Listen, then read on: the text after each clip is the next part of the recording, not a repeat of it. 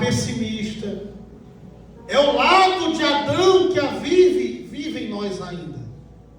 É o coração velho que habita em nós. Desejos que deveríamos já ter sido limpos. Só que o próprio texto afirma, verso 36: eu vos darei um coração novo, e porei dentro de vós um espírito novo, e tirarei o coração de perceber. Podia ficar a noite toda nesse versículo aqui, irmãos. Porque Deus está dizendo assim, ó, eu vou colocar um espírito novo em vocês, e esse espírito novo que está em vocês vai arrancar o coração de pedra que vocês têm. Então perceba a ordem que o texto está: porém dentro de vós um espírito novo, e tirarei da vossa carne o coração de pedra. Então Deus está afirmando assim: olha, eu vou mandar um Espírito Santo, um Espírito novo que vocês não compreendem. Esse Espírito novo vai trabalhar essa dureza de coração de vocês. Esse Espírito novo vai quebrar essa incredulidade que o coração de vocês foi gerado.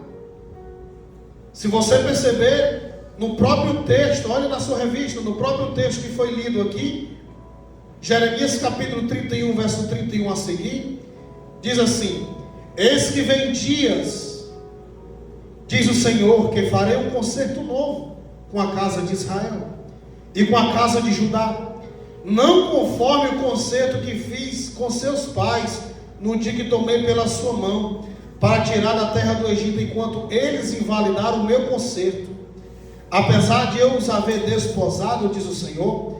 Mas este é o concerto que farei com a casa de Israel depois daqueles dias, diz o Senhor: porém a minha lei no seu interior, e a escreverei no seu coração, e serei o seu Deus, e eles serão meu povo.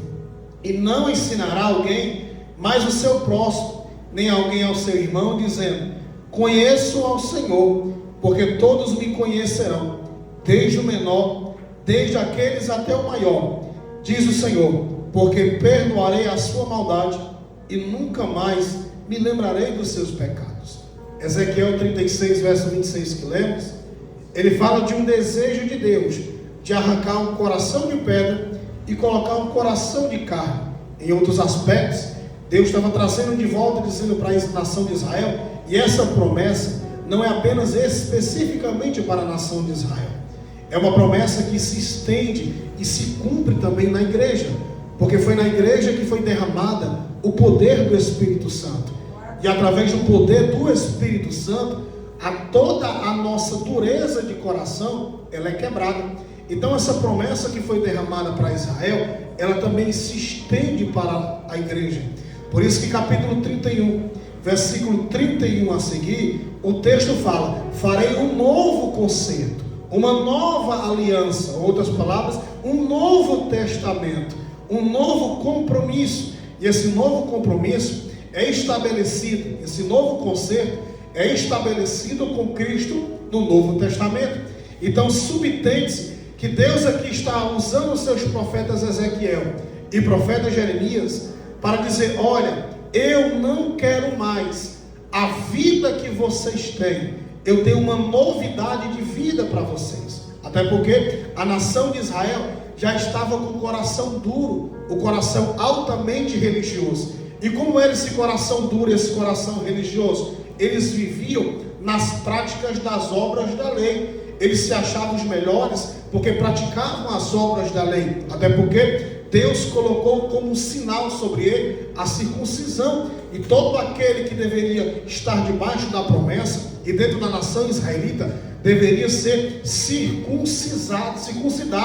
Então ele estava debaixo desta lei, debaixo dessa ordenança. Todavia, a promessa que estava sobre eles não era apenas o cumprimento da lei. Eles cumpriam a lei e deixavam o amor de lado, a caridade de lado, o perdão de lado. Eram homens que entendiam da letra, mas não entendiam da vida. Por isso que o próprio Cristo afirma em Mateus capítulo 15, Mateus capítulo 23, vocês me honram com os lábios, mas os corações de vocês estão longe de mim. Eles não faziam a obra por amor, eles não faziam a obra por caridade, ou por perdão, ou por afeto, ou por sentimento. Eles faziam por ato de religiosidade.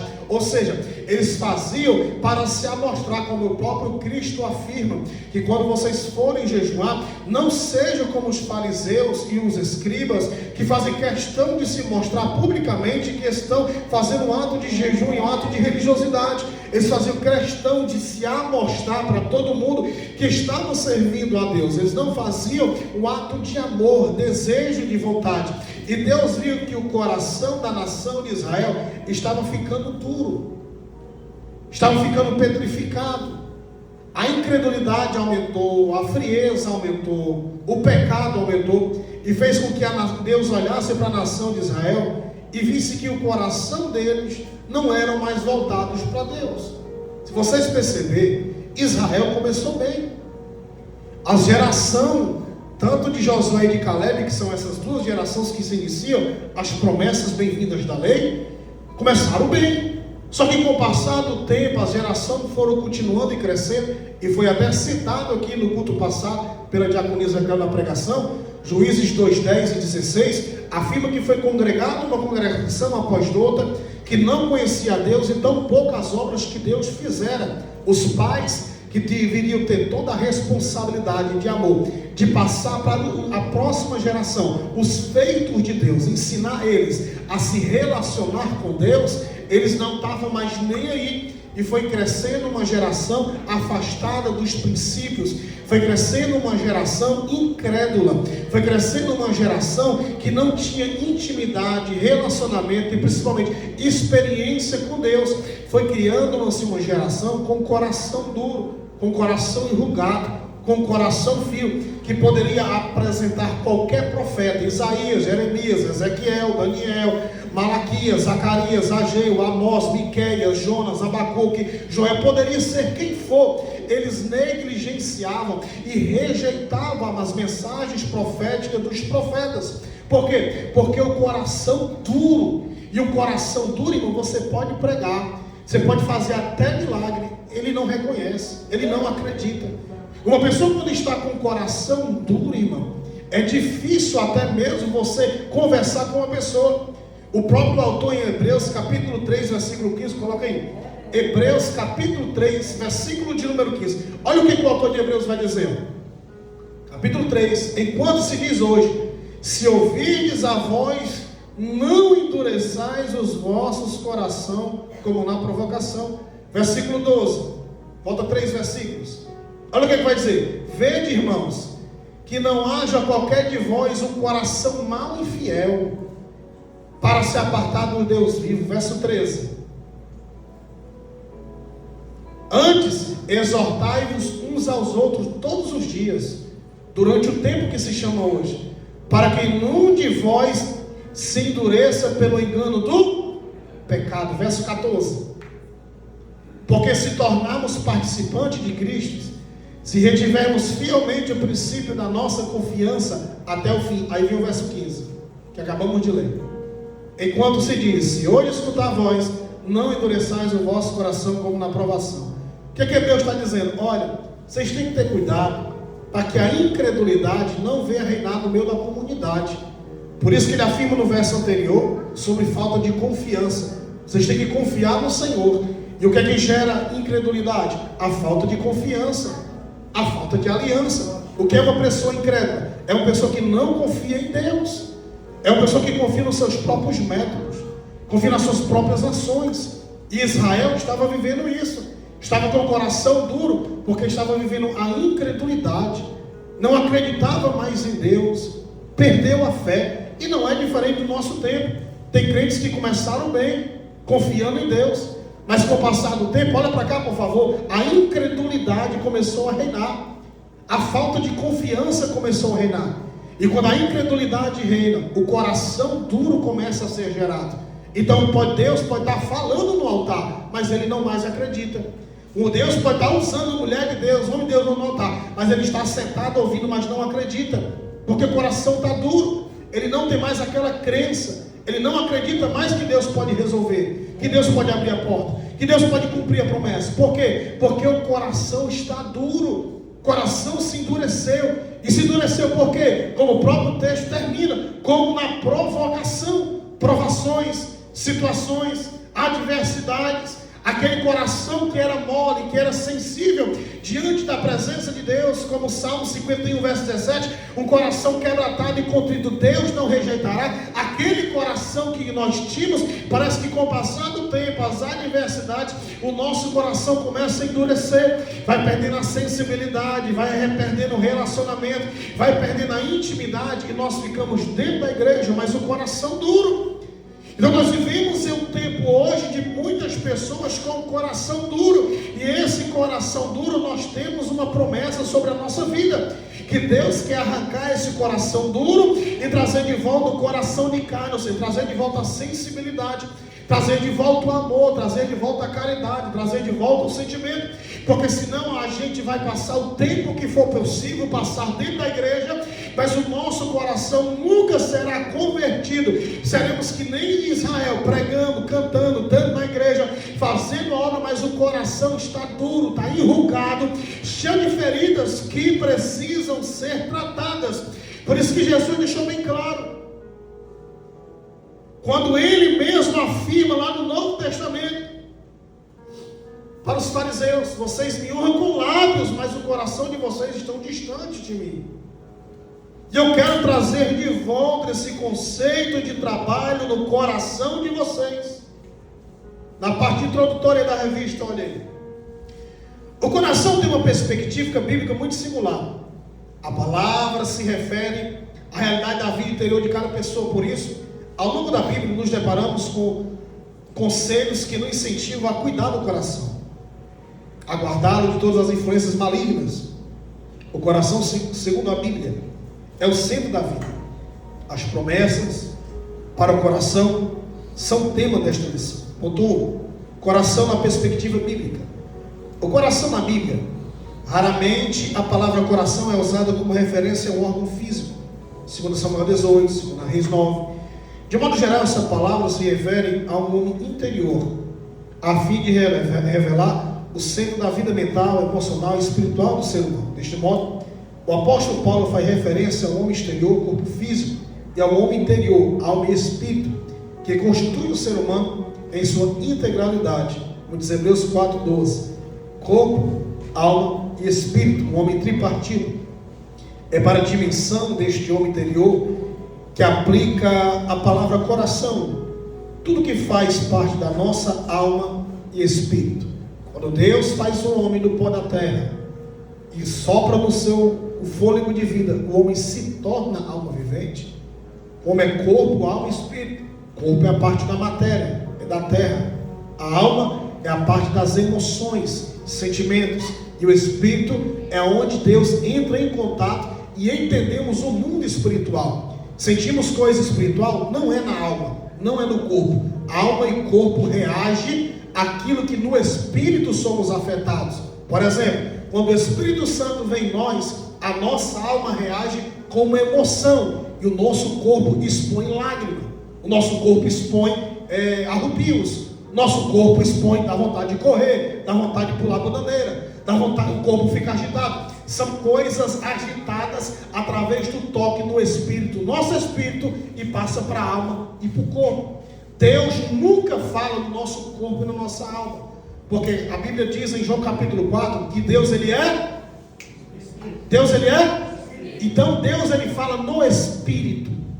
E para nós entendermos o que Deus fala no espírito, nós temos que estar no espírito também.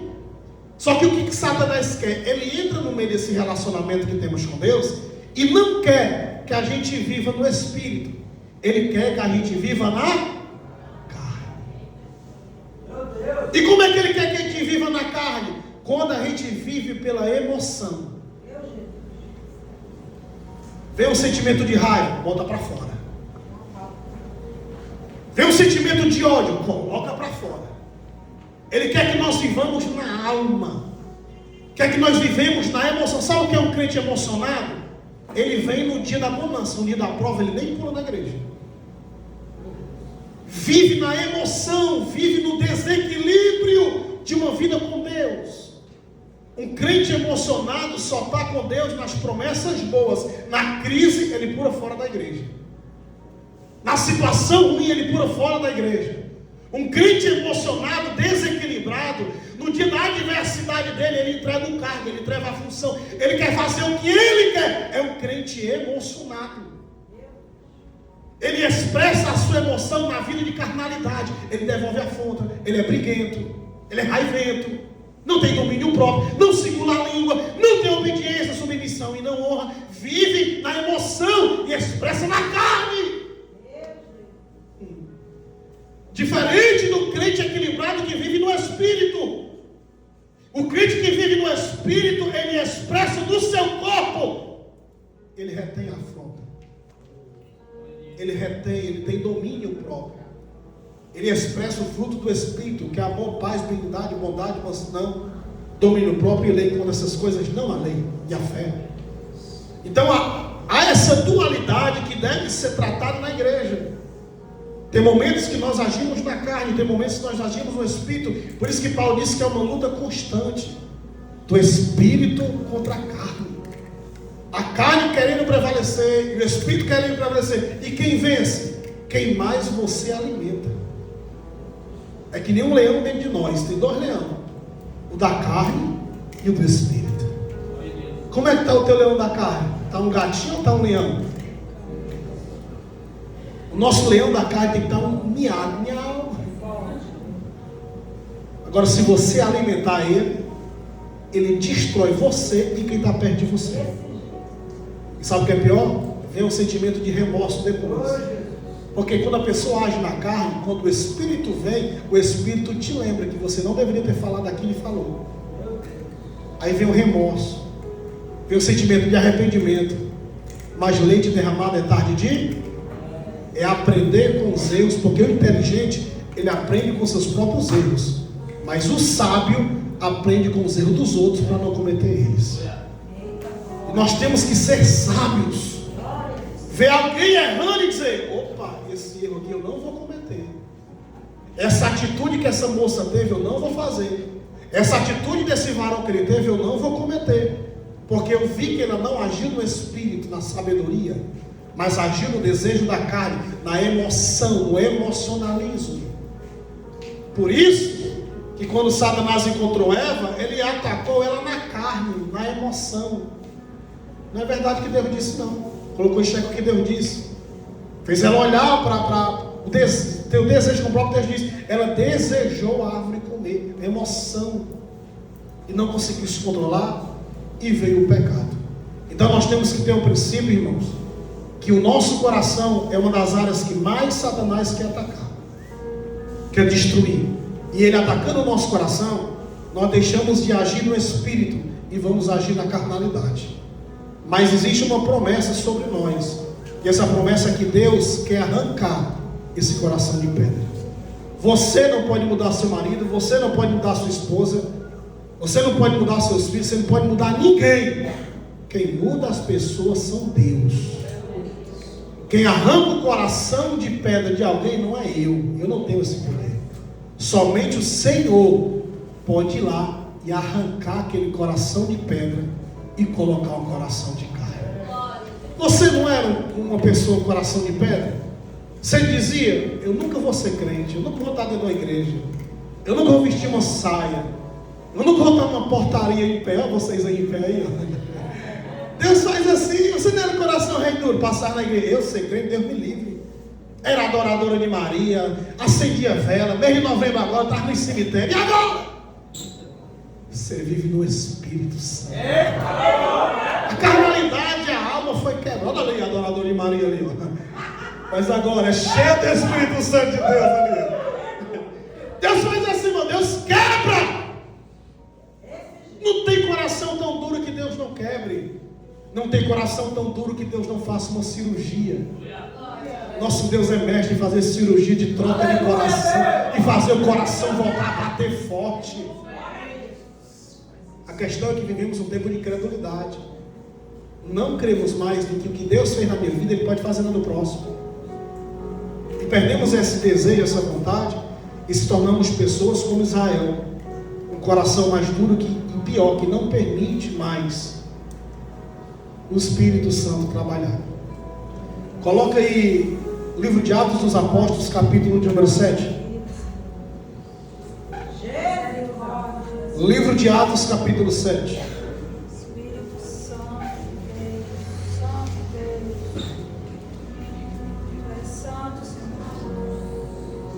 Verso 51. Olha o que diz aqui, olha para cá.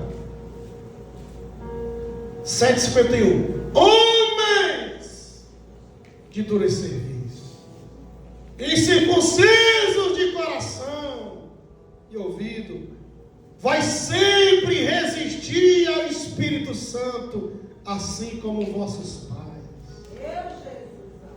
É o Espírito Santo batendo e você coração duro. Hoje não, hoje eu não quero, depois eu vou.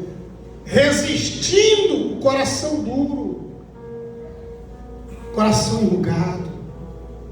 E Estevão está afirmando: homens de dura cerviz, incircuncisos de coração e ouvido, vai sempre, mas que é muito duro, vai sempre resistir, sempre. Você tem ideia do que é isso? Que significa o Espírito Santo está insistindo e a pessoa dizendo não. Você tem ideia disso? Que é o Espírito Santo bater na porta, a pessoa não quero. O Espírito Santo vai no outro dia e diz assim: hoje tu quer? Aí você quer dizer que o Espírito Santo está mendigando? Não. Ele está dando oportunidade, porque quando soar a trombeta, aí é você que vai querer bater na porta. E a porta vai estar fechada. Mateus 25. As nessas vão dizer: abre a porta! Ele vai dizer: apartai de mim, que eu nunca vos conheci. Hoje, quem bate na porta é Ele. Se você ficar com o coração duro, quem vai bater a porta é você na próxima vez. Então vamos permitir. Por isso que a Bíblia diz em Apocalipse 3:20: quem? Eis que estou lá. E o que? Se alguém ouvir, ele está batendo. E o pior, tem gente ouvindo, mas não abre. Entrarei com esse, cearei com ele e ele comigo, se alguém abrir. Então muitos hoje estão vivendo um coração duro, de incredulidade. E o que é pior, é que sabe que Deus está falando, sabe que Deus está chamando, sabe que Deus está batendo na porta, mas o que ele faz? Ela rejeita. Quer viver uma vida de incredulidade. Volte para a sua revista. Ponto de número 2: a incircuncisão do coração. O texto da leitura bíblica em classe apresenta Romanos 2:25, verso 25 ao 29. Coloca Romanos capítulo 2, verso 25 ao 29. No contexto em que o apóstolo ensina o sentido da verdadeira circuncisão da nova aliança. De fato, a circuncisão foi um ato físico estabelecido por Deus para descendente de Abraão. Era a aliança passada. Contudo, no Novo Testamento, o que nos atesta a nova aliança não é mais a marca física, mas a obra realizada pelo Espírito Santo no coração da pessoa. Essa era a verdadeira circuncisão. Essa era a obra exclusiva do Espírito Santo, que nos capacita a ser seguidor do Senhor Jesus Cristo, estabelecer um relacionamento pessoal com Deus. Sem essa circuncisão do coração, é impossível manter um relacionamento vivo com o Pai.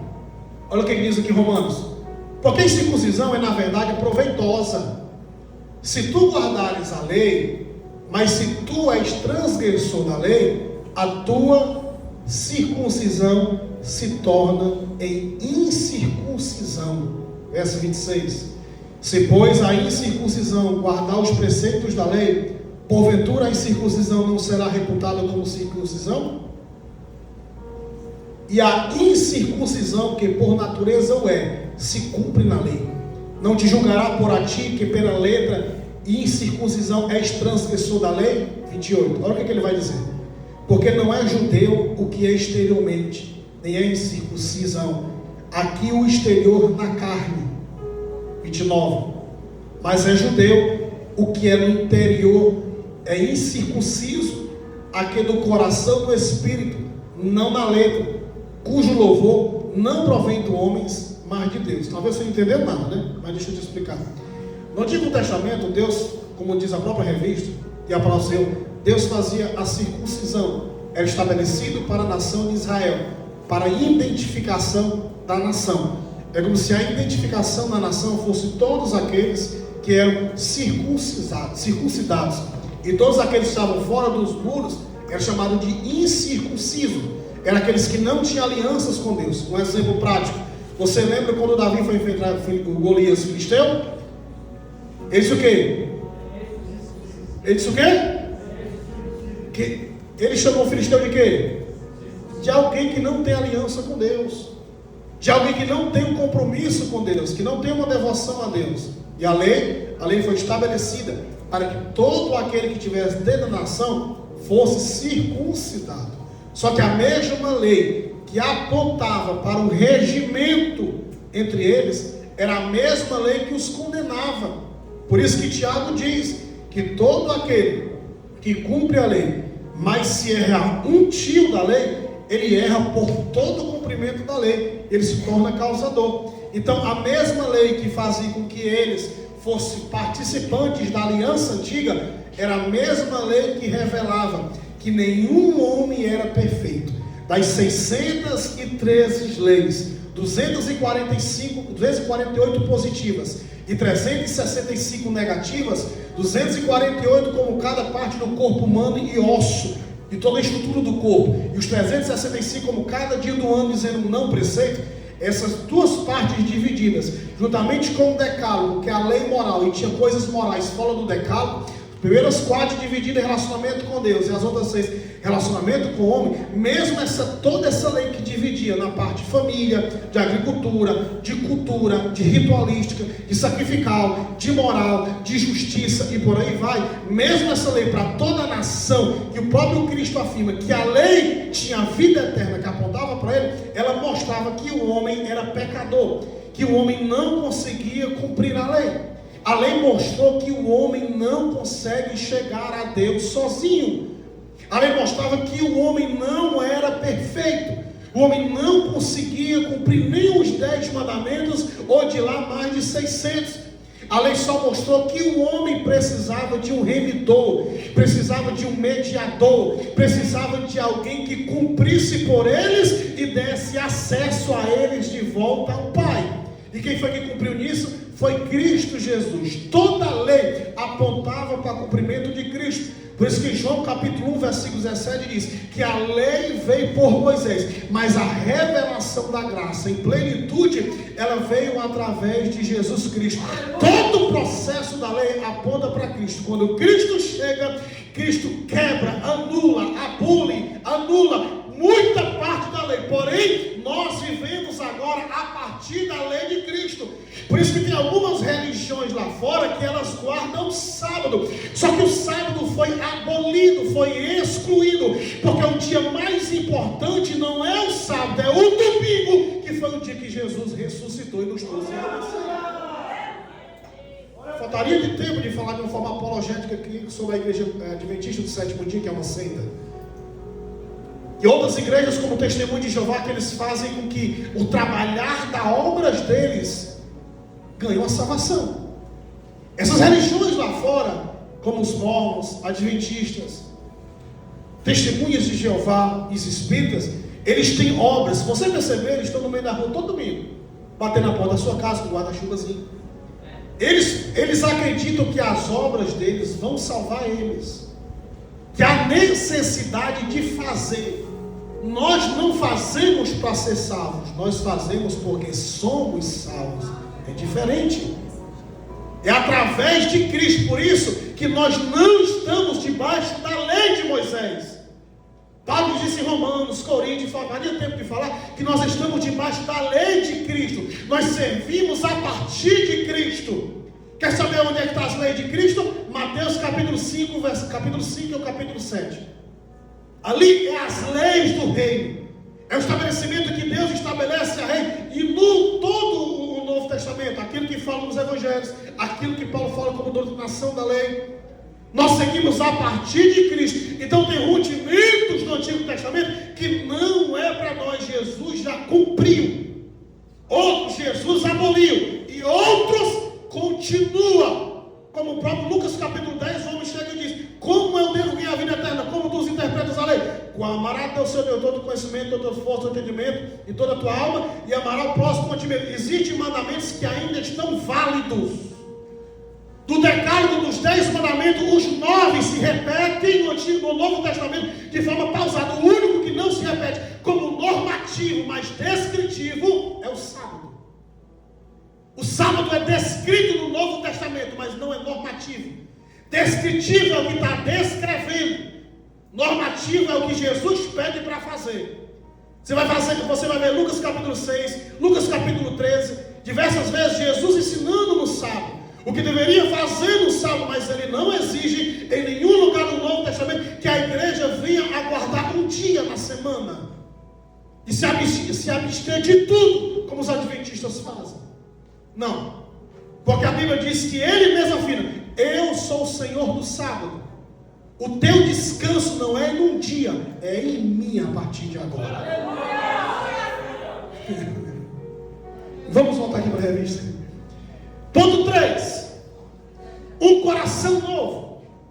Esse ensino do apóstolo Paulo remonta o profeta Jeremias, no capítulo 31 que lemos, a respeito de uma nova aliança que rompe com uma forma da antiga. Essa nova aliança não seria mais conhecida pelas marcas físicas, ou seja, ritualista, aquilo que eu falei, e externas, mas teria a ver com o interior da pessoa, ou seja, é a nova aliança aqui dentro do coração, pois Deus escreve a sua lei no coração, porém a sua lei no interior da sua casa de Israel. Assim, Deus daria um coração novo ao seu povo. Por isso o apóstolo Paulo faz referência a esta obra com a palavra Espírito em vez da letra, pois a lei de Deus estaria dentro do ser humano que passasse pela obra da regeneração promovida pelo Espírito Santo. Portanto, de maneira geral, a palavra coração se refere ao que está no interior do ser humano. Por isso que quando Deus manda o profeta visitar a casa de Davi, diz, depois de toda aquela história, diz: não atentes para a aparência, porque o Senhor ele não escolhe pela aparência. O Senhor viu o que está no...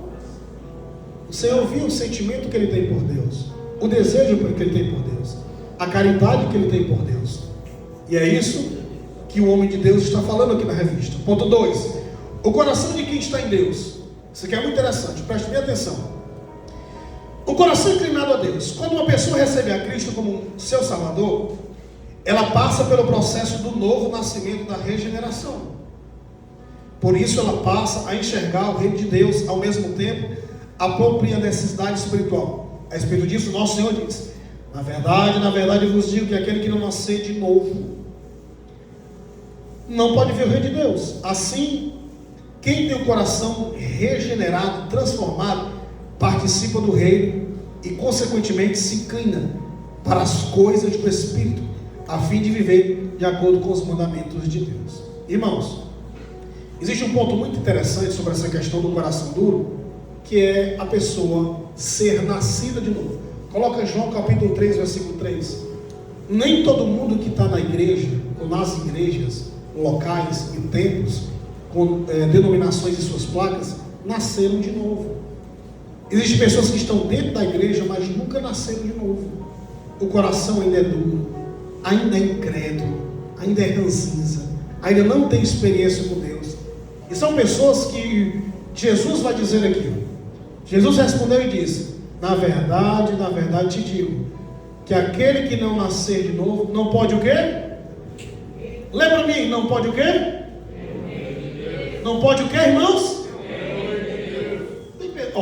Essa é a primeira parte. Não pode o quê? Olha a diferença, olha o detalhe de revelação que a gente não percebe. Não pode o quê? Versículo 5, coloca aí. Jesus respondeu: na verdade eu digo que aquele que não nascer da água do Espírito não pode o quê? Não pode o quê? Verso 3 diz o quê? E aqui? Diz duas classes de pessoa. Quem vê o reino e quem?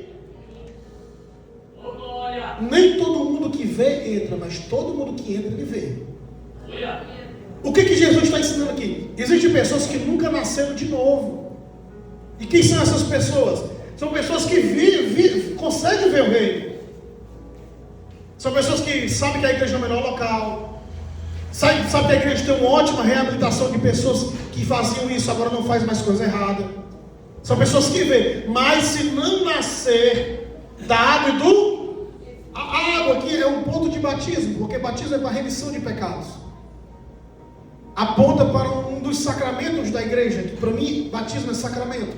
É uma ordem sagrada, evidencialmente pública para todo mundo, como ato de salvação.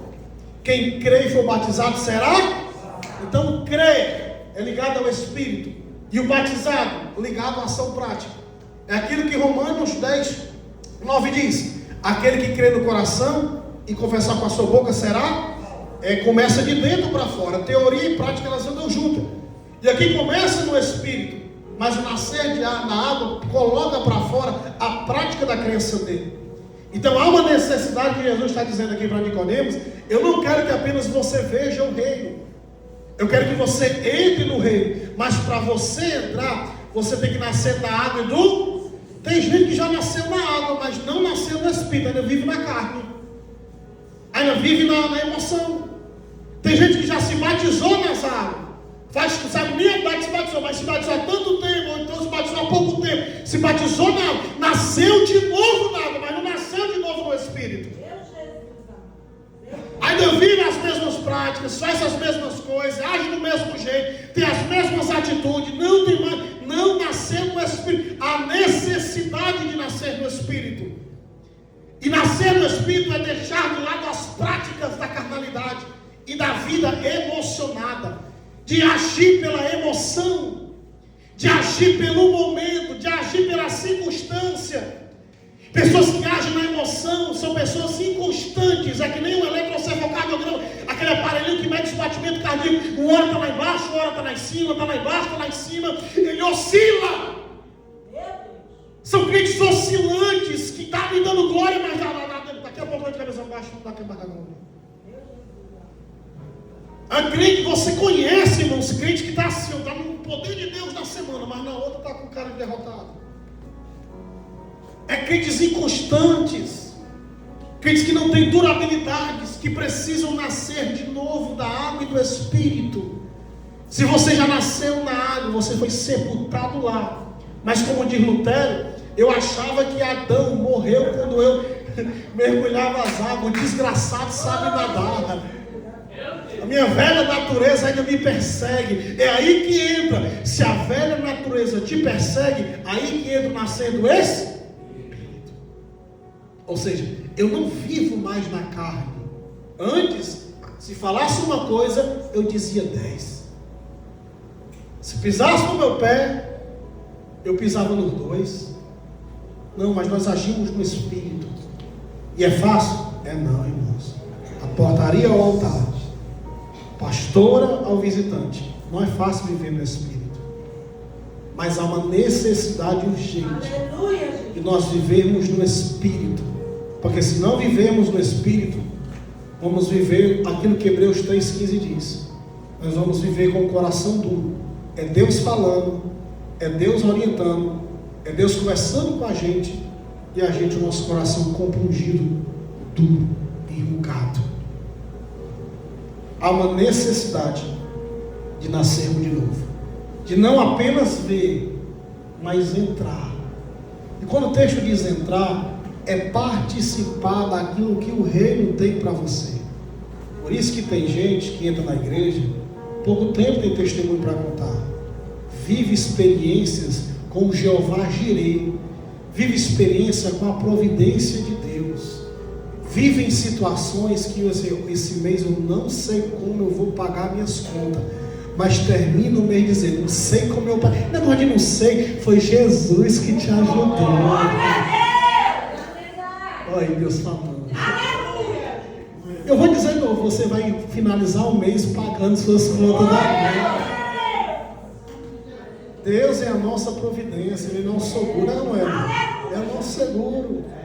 E nós temos que viver por fé, não é por vista. Né? Então, o que está dizendo aqui? Eu não quero apenas que você veja, eu quero que você entre. Quando você entra no reino, você é participante daquilo que o reino tem.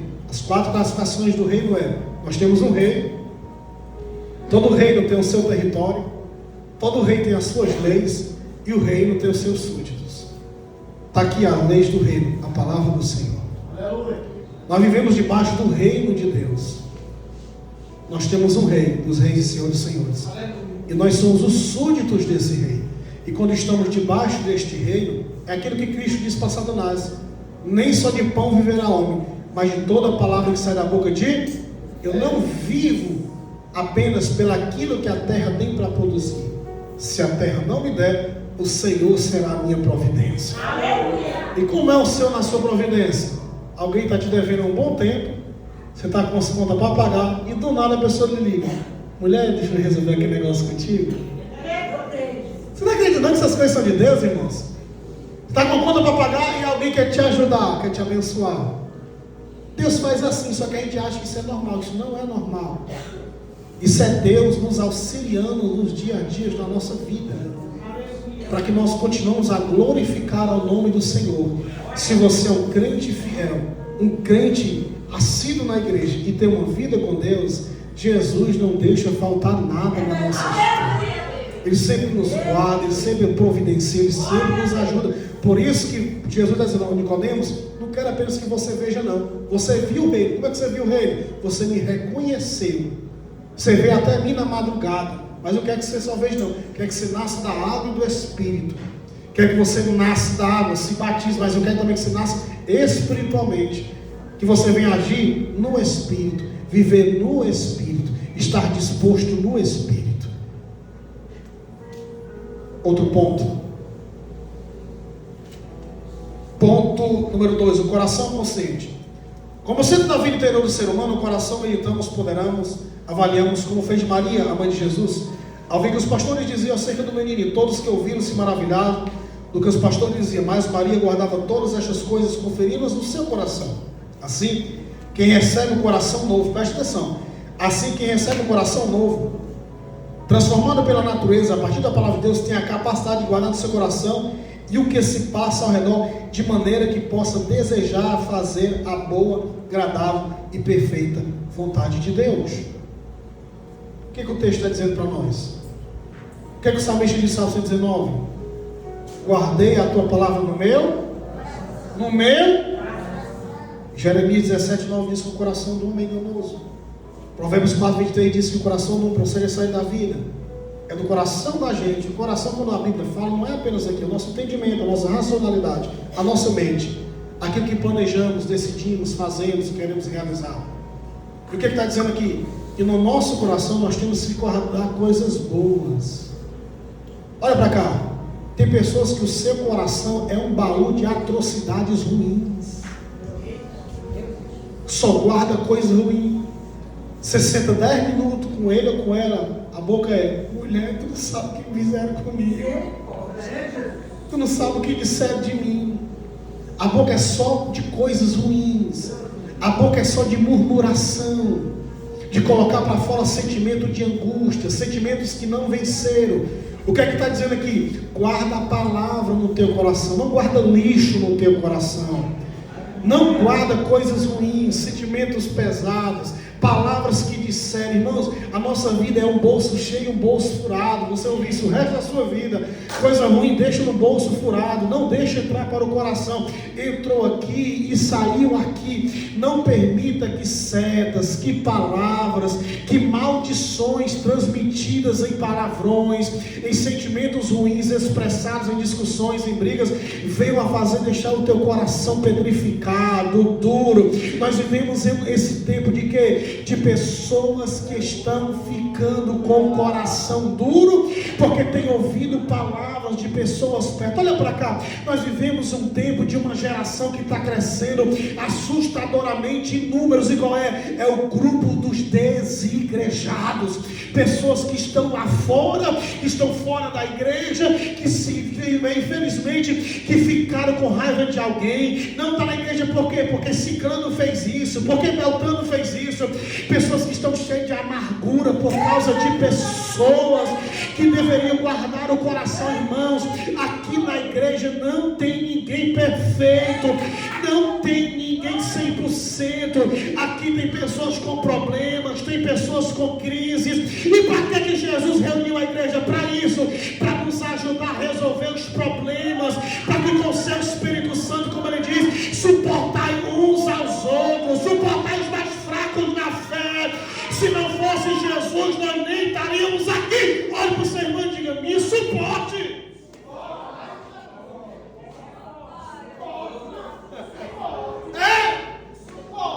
Me suporte, irmão. Sou cheio de defeitos, sou cheio de falha. Só tem um que é perfeito e é quem nós servimos, é Jesus de Nazaré. Eu vou falar talvez uma palavra que você não quer escutar, eu vou ouvir uma coisa que não queria ouvir. E daí? Você não é minha referência. A minha referência é Jesus.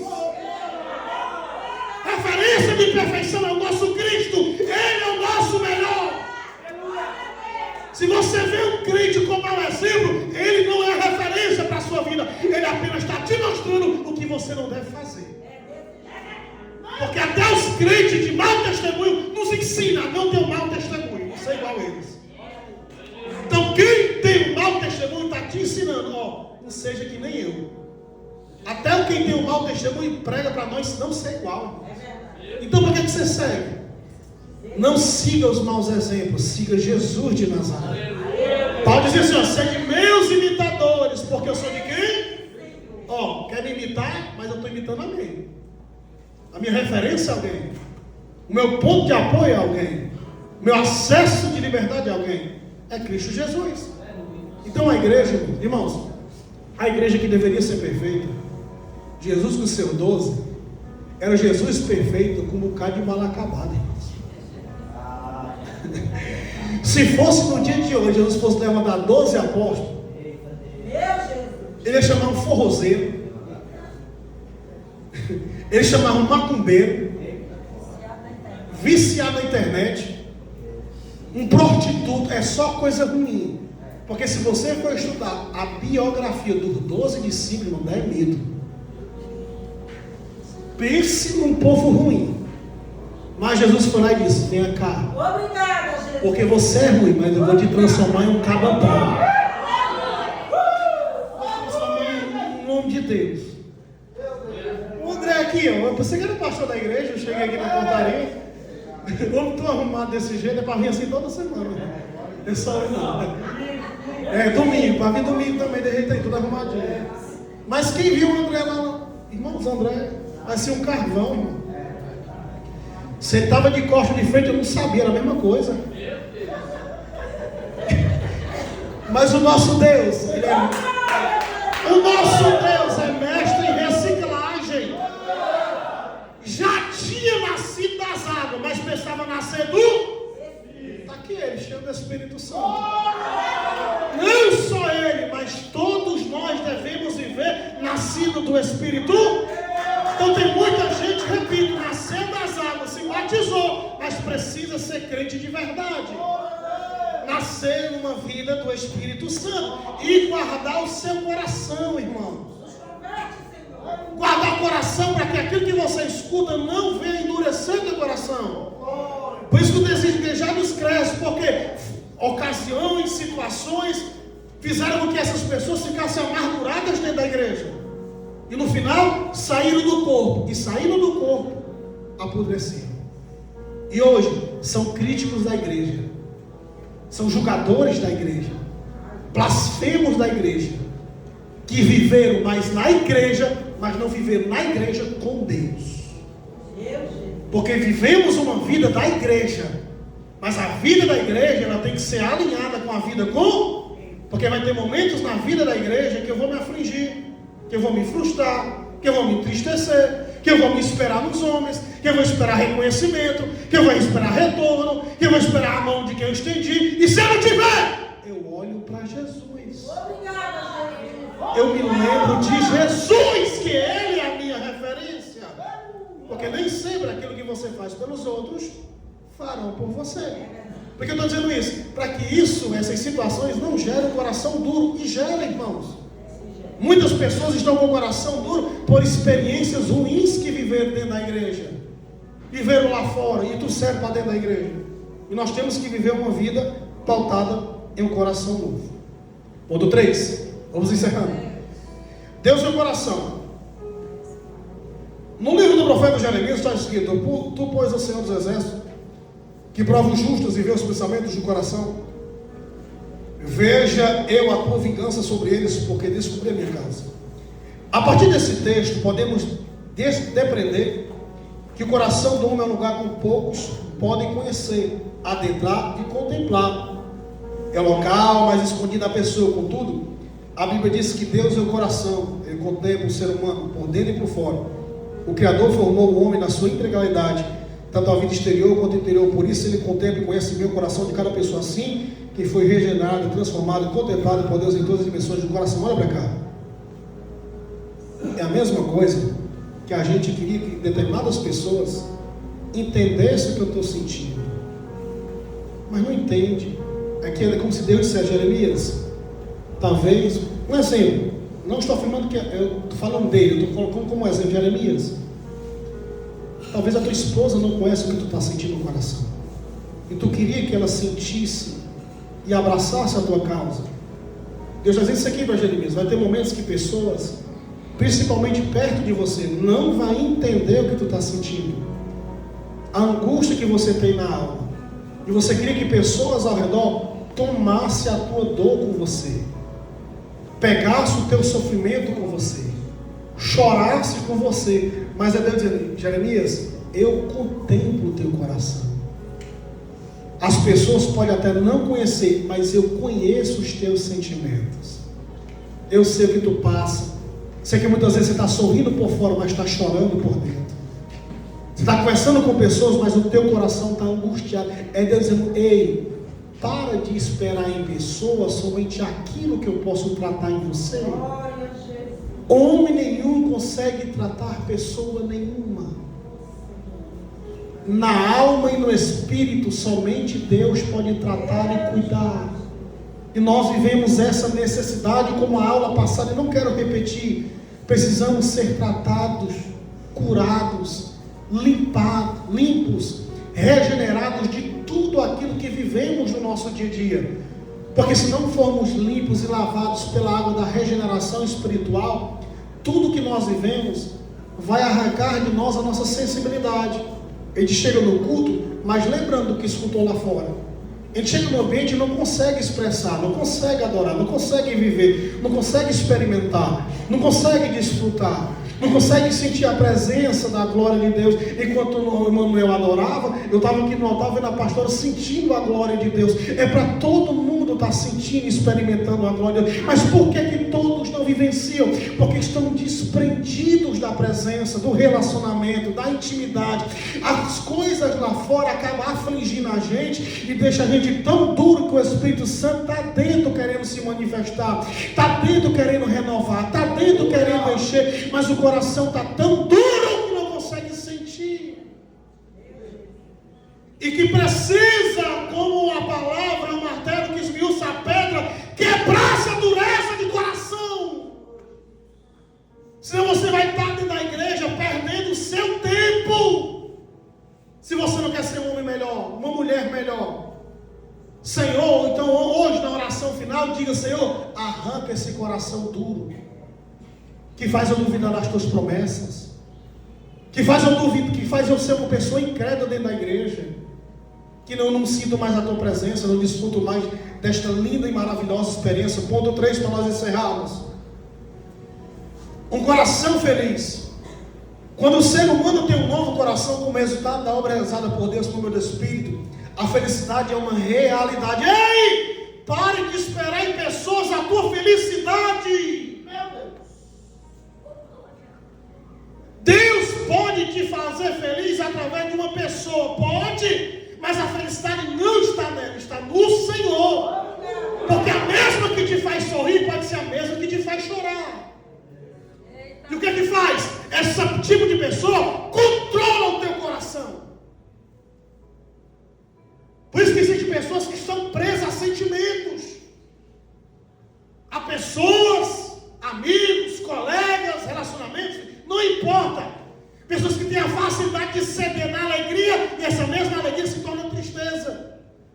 Porque controlou o teu coração. Por isso a Bíblia diz: guarda o teu coração. O teu coração é do Senhor. Vou repetir: o teu coração é do Senhor. E a nossa felicidade está nele. E quando a nossa felicidade está nele, independente que as coisas ao redor podem me trazer felicidade, pode e vai. Que é promessa de Deus. A benignidade, a bondade, as felicidades estão ao nosso redor. Mas as felicidades humanas são limitadas. O amor humano é limitado. A mesma pessoa que ama hoje pode ser que odeia amanhã por causa de uma situação. Muda tudo. A mesma pessoa que ama a igreja, ama estar na igreja, amanhã pode estar blasfemando. Porque se não guardar o seu coração, se não guardar, a pessoa que ama hoje está odiando amanhã. Mas Deus não. O amor de Deus nos constrange. Coríntios diz que o amor não arde ciúmes. O amor dele é perfeito. E é nesse amor que estamos arraigados. Por isso que felicidade é de olhar para a cara de crentes e ver: eu sei que ele passa prova, eu sei que ela passa prova, mas ela não desiste. Por quê? Porque ela está enraizada no amor de Deus, não é das pessoas. Quem está enraizado no amor de Deus, irmão, o vento balança, a árvore é cortada, mas ao cheiro das águas volta a crescer e a brotar de novo. Tudo no amor. Ponto 3, continuando. Isso significa que a felicidade para o cristão não se encontra em coisas materiais, mas em práticas daquilo que agrada a Deus. É aquele pessoa, irmãos, que é insaciável. Você conhece pessoa insaciável? Meu sonho é um carro. Se eu tiver um carro, minha vida está perfeita. Aí consegue um carro. Meu sonho é uma casa agora. Se eu tiver uma casa própria, para mim está perfeito. Aí tem uma casa, meu sonho é ter um sítio. São pessoas que não se saciam. Meu sonho é aquilo. Aí quando acontece, que é outra coisa. São pessoas que não se saciam. O Salmo diz: o meu prazer está onde? Está onde? Onde está o teu prazer? Está nas coisas materiais ou nas coisas espirituais? É isso que a palavra está dizendo para nós. Em Provérbios lemos: o coração alegre serve de bom remédio para o espírito abatido, virá secar os ossos. Como consequência da felicidade, a alegria se instala no coração. Hoje sabemos pela ciência que a alegria no coração, isto é, no interior, produz reações químicas que contribuem para o equilíbrio e a manutenção da saúde humana. A pessoa que procura a presença de Deus no dia a dia tem a alegria do Senhor, que é a nossa força. Ei, você lembra no dia que você se apaixonou por aquele homem? Por aquela mulher? Madrugada no telefone. E de manhã cedo ia trabalhar, viu? Não queria nem saber, o sono batendo no meu amor. Você é linda demais. Eu não mentindo tanto, eu nunca senti isso por ninguém. Eu quero lhe ver de novo. É aquela vontade, é apaixonada, aquele sentimento, sabe? Podia ser 300 quilômetros, você ia a pé para ver ela. Aquele coração batia quando recebia a ligação, atendia na primeira. Hoje em dia vai botar no silencioso para atender. Olha o outro aí. O que mudou? O coração endureceu? Foi o que aconteceu com a igreja de Éfeso. Tem um motivo de deixar o teu primeiro? Vocês caíram na rotina, caíram na habitualidade. Vocês não sentem mais isso. Estou falando de relacionamento humano. Imagina o relacionamento com Deus. Olha como é o relacionamento com Deus. Alegrei-me quando me disseram: vamos para a casa do Senhor. Imagine a alegria quando ele estava dentro da casa. Essa alegria, né? Tem que ir para a igreja hoje. Será que eu estou na escala? Claro que não. Não é essa alegria. É alegria de desejo, de amor, de apaixonado pela presença de Deus. Um coração cheio de amor. Vou encerrar. O amor é a essência do cristianismo. Sem ele não existe verdadeira expressão de identidade, o que significa ser cristão. O apóstolo Paulo escreve que a esperança não traz confusão. Portanto, o amor de Deus está derramado no nosso coração pelo Espírito Santo que nos foi dado. Esta palavra mostra que o amor de Deus está derramado no coração daqueles que têm o Espírito Santo. E por isso, o coração transformado. Por isso o coração do salvo está cheio de amor. Não é de ódio, nem de vingança, nem de raiva. Dessa forma podemos viver o que o apóstolo Paulo escreveu. Sobre tudo isto, revestivos do amor, que é o vínculo da perfeição. E a parte de Deus, para a qual também foste chamado em um corpo, domine em vossos corações e sede agraciados. O penhor do Espírito Santo no coração. Em sua segunda carta de Paulo aos Coríntios, o apóstolo Paulo escreve: mas o que nos confirma convosco que Cristo é o que ungiu é Deus, o qual também nos selou e deu o penhor do Espírito Santo em nossos corações. Assim, esse texto bíblico mostra que o Senhor do Espírito Santo é a garantia de nossa salvação dada por Deus, identificada em nosso coração. Além dessa garantia, o penhor do Espírito Santo, também chamado penhor da nossa herança, é a garantia de vitória para a igreja do Senhor Jesus Cristo. Portanto, o Espírito Santo é a maior garantia de que Deus cumprirá integralmente todas as promessas feitas à igreja. Coloca Ezequiel 36, 26 de novo, vamos encerrar. Conclusão: nesta lição estudamos a promessa de um novo coração para a igreja. Ninguém pode ver o coração, pois ele se infere ao interior de cada um. A pessoa pode falar uma coisa e pensar outra, pode prometer uma coisa e proceder outra. Tudo isso faz parte da franqueza da condição humana. Contudo,